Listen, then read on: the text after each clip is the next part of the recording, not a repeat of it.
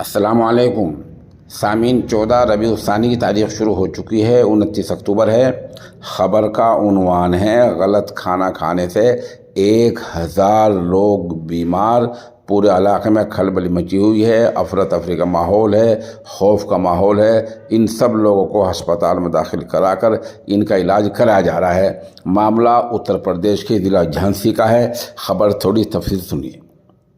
ضلع جھانسی کے تھانہ پوچھ علاقے کے گاؤں برودہ میں جمعے کے دن سابق پردھان لاکھن سنگھ کے گھر پر تریودشی سنسار کا انعقاد تھا، یعنی کسی کا انتقال ہو گیا تھا، اس کے بارے میں پروگرام ہو رہا تھا۔ اس آیوجن میں تقریب لگ بھگ 1000 لوگ شامل ہوئے تھے۔ تقریب میں سبھی لوگ فوڈ پوائزننگ کا شکار ہو گئے، یعنی سبھی کو کھانا کھانے کے بعد الٹی دست سے برا حال ہے۔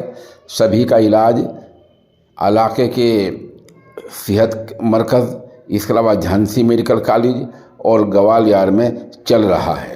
یہ پورا واقعہ سنسنی خیز ثابت ہوا ہے اور پولیس اور محکمہ صحت معاملے کی جانچ کر رہے ہیں۔